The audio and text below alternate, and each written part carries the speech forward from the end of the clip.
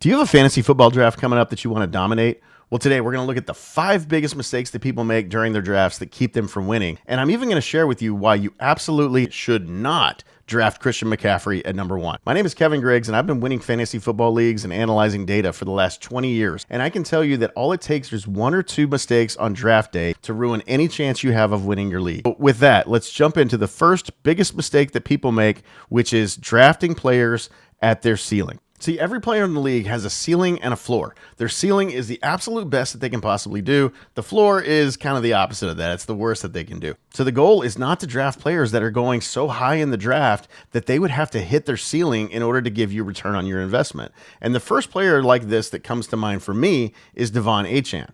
Now, last year, Devon Achane was absolutely electric when he was on the field. But that's kind of the point. It was when he was on the field that he was electric. He missed 6 games last year. And in the 11 games that he did play in, he only averaged 12 touches a game. Now, that's not the kind of stats that you would get from a bell cow running back. And yet, right now, he's going at 25 overall as the 11th running back off the board. Now, to me, at that position and at that price, that is way overpaying for a guy that, maybe he might be great this year, or maybe he might not. Maybe he might do exactly what he did last year. And if he averages 11 or 12 touches a game, even if he stays healthy, is he really going to return that investment and give you a 25th best player in the league performance for the year? Probably not. Another one that comes to mind is Marvin Harrison Jr. Now, look, Marvin Harrison Jr. is an absolute stud coming out of college, okay? And there is no doubt in my mind that he is going to be great. But is he going to be great in year 1? I don't know. And a lot of people kind of point to Jamar Chase, right? And his rookie season, he ranked 3rd overall at the end of the year. And so he absolutely paid back that return that you had if you drafted him in his rookie season. Or Justin Jefferson did the same thing. He came in 6th overall at the end of his rookie season. So those 2 guys is what everybody kind of points to when they're looking at Marvin Harrison. And that's why right now he is being drafted at 16 overall at wide receiver 9. Now, is he going to return that? I don't know. I mean, I look at players that he can be comped to, and I've heard a lot of people comp him to, studs coming out of college like Julio Jones, for example. Well, Julio Jones, his first year in the league, he came back as the wide receiver 18 at the end of the season. What about AJ Green? Another guy coming out of college that everybody was really, really high on.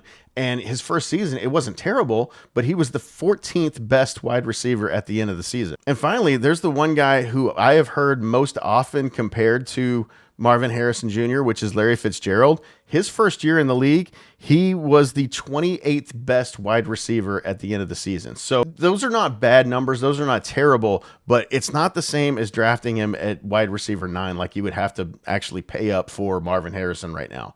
In my opinion, I would pass on guys like that and not spend that much draft capital on a person that you don't know if it's going to come back or not, and the odds are kind of not in your favor that it's going to happen. Instead, I would rather be focusing on players maybe a little bit further down the board that aren't being drafted at their ceiling, and instead they're being drafted closer to their floor. Like Devin Singletary is the one that comes to mind immediately for me. Right now, Devin Singletary is the one and only guy in New York that's looking to get touches. Yeah, there's some other people behind him, but especially in the beginning of the year, he's going to get 15, 20 touches a week. Almost guaranteed, because who else are they going to give the ball to unless he gets hurt, right? The thing with Devin Singletary, though, is right now he's being drafted as the 34th running back coming off the board. So he's barely an RB3, and he's going off at 97 overall. So that's an early 9th round pick for a guy who is absolutely going to be the starting running back for New York, at least in the short term. That seems to me like a no-brainer. That is drafting a player at their floor as opposed to their ceiling. Another good example is Jonathan Brooks. Now, Jonathan Brooks right now, he's hurt, and we know he had the torn ACL from last season, and so he may miss the first 3 or 4 weeks of the season. But once he comes back, who else is he going to be competing with for touches? I mean, is Chuba Hubbard really better than Jonathan Brooks or Miles Sanders? I mean, come on. We saw what Miles Sanders was last year, and it was not pretty. Jonathan Brooks right now is going as the RB27 with an ADP of 80. Not quite as good of a deal as Devin Singletary, who I still think is a great deal, but it's still a good deal. And I would be more willing to pay for that for a guy that I think is being drafted closer to his floor than trying to pay up and get one of these other guys. All right, so the second biggest mistake that people make during their drafts is undervaluing rookies, especially at the wide receiver position. This really kind of applies to the people a little bit further down the board, not necessarily the highest tier guys. So I'm not talking about Marvin Harrison. I'm not even talking about Malik Neighbors at this point. I'm talking about the guys who are lower down the board that tend to slip in drafts.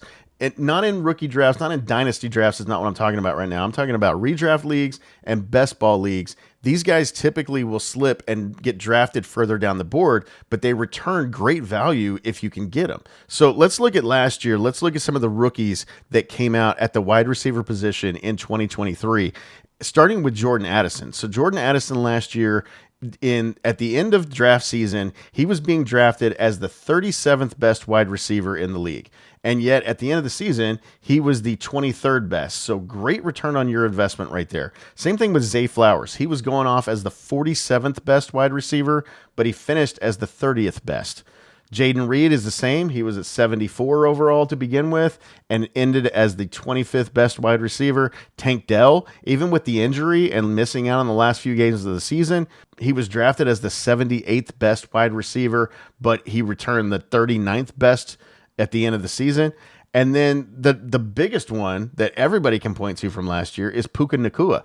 Nobody even drafted Puka Nacua last year. He was being drafted as the 101st wide receiver going off the board, which meant in most leagues he wasn't even drafted. And yet at the end of the season, he was the 4th best wide receiver in football. So you have to look at those guys that you can get way far down the board that if all things go as planned, and if they do well, they're going to return that investment tenfold. I mean, let's look at some of the rookies and where they're going right now. So right now, Xavier Worthy with the Chiefs is going off at 94 overall. Ladd McConkey's at 96. You got Keon Coleman and Roma Dunze, who are both in the early 100s. Brian Thomas Jr. at 121. And then further down the board, you got A.D. Mitchell at 165. So this is a 14th round pick that you can spend to get A.D. Mitchell. Or alternately, in the 14th round, you could pick up a guy like Adam Thielen. Now, I don't know about you, but I would rather bet on the upside of a guy like A.D. Mitchell that might come out of the box and do something and actually return that investment. You're not losing a lot as a 14th round pick if he doesn't show up. But if he does, what's his ceiling look like compared to Adam Thielen's ceiling?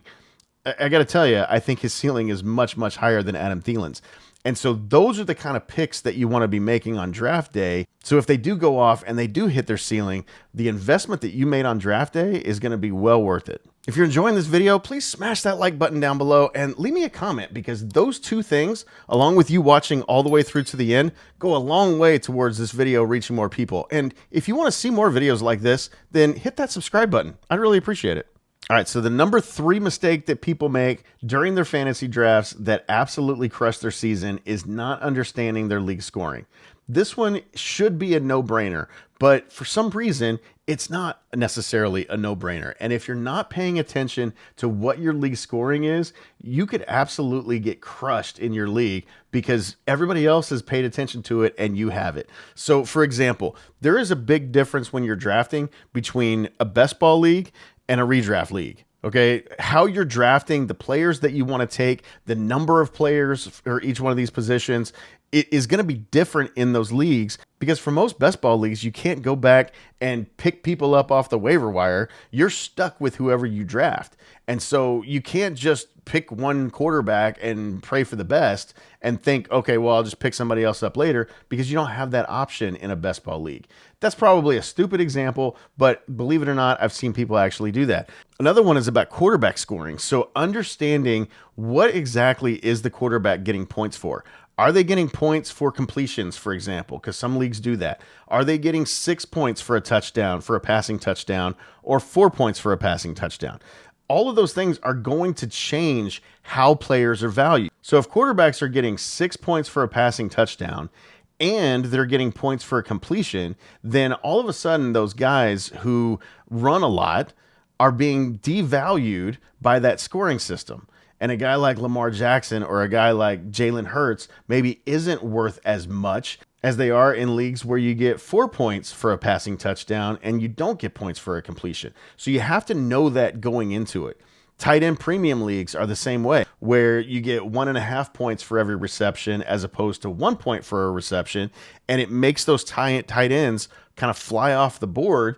And if you're not expecting that, and if you didn't know that going into it, you're going to be thinking, okay, well, I can probably get a tight end, a good quality tight end in the 7th or 8th round. And that's probably not going to happen in that kind of league. And some of them are even crazier than that. I was in a league not that long ago where the commissioner had set it up so the points for quarterbacks and defenses were crazy overvalued compared to everybody else. And so you couldn't necessarily go in and have a normal draft strategy in that kind of a league because quarterbacks were flying off the board in the beginning. Even though it was a 1 quarterback league, they were flying off the board and defenses would go early. In that league, I ended up winning that league at the end because during championship week, the New England Patriots put up 47 points in that league because of the scoring. And that was what carried me through. Now, if I didn't know that going in, then I would never have been in that position to win that league. So you have to pay attention to the league scoring. I know that it seems mundane and it seems whatever, but you have to know exactly what it is. And you also have to know how many players you can start in each position. So I'm doing a draft right now where literally you can start 2 running backs and there's 1 flex position. And yet one of the guys in this league drafted 4 running backs in the first 6 rounds. Why? I mean, I get it. I understand he kind of wanted to be set at running back, I guess. But what are you doing? You're leaving points on the board because you can't start all of those guys. You can only start 3 of them at the most. And so because of that, as you go later in the draft, his wide receivers are not good. His tight end is not good. Even his quarterback is not good. But he's got those 4 receivers, and one of them is going to be sitting on the bench every week. So you have to pay attention to that stuff before you actually get to draft day, or else you're going to have problems. And that actually leads me to my 4th biggest mistake that I see people making during drafts that absolutely wreck their season, and that is overvaluing running backs, especially in the early rounds. So again, I get the idea of wanting to have running backs, and it seems like every season, right? At some point in the season, your running backs are going to get hurt. They're going to go off the board. You're going to be scrambling at the waiver wire trying to find guys, right? It happens all the time. And so we get programmed to thinking that, oh, well, I've got to draft a bunch of running backs and I've got to spend a lot of draft capital on them. But the solution is actually right there in the problem. If you think about that, when that happens, when those running backs get hurt, isn't there always somebody that you can pick up, that you can replace them with, that you can get starts out of and still get 10 or 15 points a week in a PPR? Is that really the same thing with wide receivers? I don't think so. Like, aside from Puka Nacua last year, okay, how often can you pick somebody up off the waiver wire at the wide receiver position that is actually going to week in and week out give you that kind of production? Whereas those running backs happen all the time. You can pick those guys up as injuries happen. And as all of a sudden you got a guy that kind of comes out of nowhere, like Zach Moss last year, who did well because he had the opportunity to do well. He wasn't drafted at that position, but he had the opportunity to do well, and he did. So when we look at last year and we look at 2023 and the running backs that went in the 1st and 2nd rounds and the draft capital that you had to spend on those guys. So there were a total of 8 running backs that went in the 1st or 2nd round last year. Out of those 8, 3 of them finished in the top 12 at their position. That's 25% of those running backs that actually finished in the top 12. And more importantly, when you look at those 8 running backs, they averaged 215 points on the season, and they missed an average of 3.3 games throughout the season. Now let's look at the other side of it. Let's look at the wide receivers. So in 2023, there were 12 wide receivers that went in the 1st or 2nd round. And out of those 12, 7 of them finished in the top 12 at their position. So 59%, more than double the number of running backs that finished in the top 12. And the average fantasy points scored by those 12 wide receivers was 268 points at the end of the season. They only missed an average of 1.6 games. So you're getting much better value on that investment. Look, if your 6th round pick gets hurt, it's probably not going to absolutely crush you. If your 1st round pick gets hurt, it's hard to come back from that. And it's hard to win your league when you've lost your 1st round pick or even your 2nd round pick. So spend your draft capital, spend those first couple of rounds on people who the chances of them finishing in the top 12 are higher. And that's people in the wide end position, unfortunately. That's kind of where we are in drafts and where we need to kind of look at what the NFL is doing and mirror that in what we're drafting and who we're paying attention to. NFL teams don't pay running backs. They pay wide receivers. They put their priority on that and they put their focus on that. And that's what we need to do when we're doing drafts as well. And I'm not saying you completely forget about every running back because you have to have running backs at some point, but I'm saying don't spend your draft capital in the first couple of rounds on a guy who the chances of him getting hurt are pretty good. If you look at this season and right now there are 10 running backs who are going in the 1st or 2nd round. So if that same 25% holds true, or hell, I'll even bump it up to 30%, which 3 of these 10 running backs do you think are actually going to finish in the top 12? Because that's kind of what we're looking at. And if it's only 3, I don't know about you, but it's hard for me to pick who those 3 are going to be. And that's why if I'm picking 1st overall, I am absolutely not going to take Christian McCaffrey. I mean, it's a 28-year-old running back with a lot of mileage on those tires. He has had a lot of carries and a lot of touches over his career.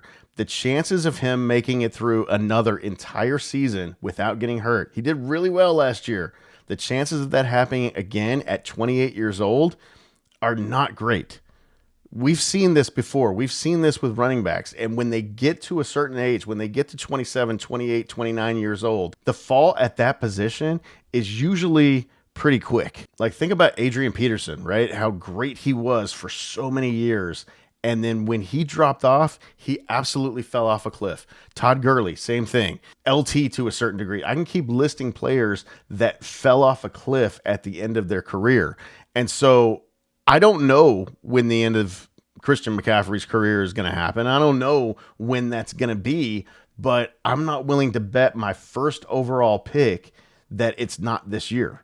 I would much rather spend that pick on somebody who's much safer, like CeeDee Lamb, for example, who, even though he's holding out right now, something is going to get done. He's going to get his money. He's going to be on the field, hopefully. And so as a Cowboys fan, hopefully he's going to be on the field anyway. So he's going to get his money and things are going to happen. He's going to be out there playing. That, to me, is a much safer bet at 1 overall than Christian McCaffrey. But I mean, that's my opinion of it. That's what I would do. And that's what I have done in drafts where doesn't happen very often, but the drafts that I've had where I went 1st overall, I took CeeDee Lamb. I did not take Christian McCaffrey. And it's not just McCaffrey. I'm not just, bugging on him. I'm not just trying to call him out or whatever. It's everybody in those first couple of rounds that I worry about. Because again, historically, if you look at it, the running back is just more likely to get hurt than a wide receiver is. So I'd rather keep my 1st or 2nd round pick on the field and actually playing throughout the season if I possibly can. All right, and finally, the 5th biggest mistake, and I don't know if this is like the biggest one out there, but this is the one that for me, I know I have definitely fallen into in the past, and this is getting locked into a strategy instead of picking for value. So every pick that we make, we need to be trying to get value, right? And that's what I said way back in the very beginning of this video. Well, sometimes we go into a draft with a strategy in our minds, and we think, okay, I want to do this and I want to do that. And maybe your strategy is, I absolutely want to completely forget about what that guy just said, and I want to get a running back in my 1st round or my 2nd round. And that's fine. If that's your strategy, then go ahead and do that, and that's your deal, okay? But if you go in locked in on that strategy, and then all of a sudden running backs start flying off the board, and you're drafting at 8th overall, and some of these guys have gone off and you end up drafting a guy that you probably shouldn't be drafting at 8 overall just because you're locked in that I need a running back right here. Same thing with quarterbacks. Like I usually go into drafts thinking I'm going to hold off on the quarterback. I am not a draft Josh Allen or draft Jalen Hurts kind of a fantasy player. And I'm not saying there's anything wrong with those guys. I absolutely love them as players, but I don't like where they go off the board, and I'm not going to spend I saw Josh Allen go in the second round in a draft that I did a couple of weeks ago. I'm not spending that on a quarterback, and I'm not spending a third round pick on a quarterback or a fourth round pick on a quarterback. So, I'm not saying there's anything wrong with those players. I just don't want to spend that when I can get a really good wide receiver or even a running back in the fourth round that is going to return value to me much easier than a quarterback. When I can get quarterbacks way further down the board, I picked up Dak Prescott the other day in, I think, the 8th round or the 9th round. That's value to me. He was the third best quarterback in the league last season, and I can get him in the 9th round as opposed to the second best quarterback who went in the 3rd round in that league. It's a no-brainer to me. And so going into a draft, that might be my thought process, that I'm going to hold off until the 8th or the 9th round. But I don't know what's going to happen in the league. And so if the draft starts happening and for whatever reason, quarterbacks start flying off the board, you need to be able to adapt to that. And you need to be able to change your strategy that, okay, I don't want to wait now maybe until the 8th or 9th round where the best quarterback I can get is, who knows, Daniel Jones or Gardner Minshew or somebody like that. I don't want them as my QB1. So you may have to shift, and you may have to be willing to shift your strategy and not be so locked in on what you originally thought that you were going to do. All right, that's all I got on this one. But if you want to watch another video, click right there. Or if you want to subscribe to the channel, click right there. I appreciate you watching, and I'll see you on the next one.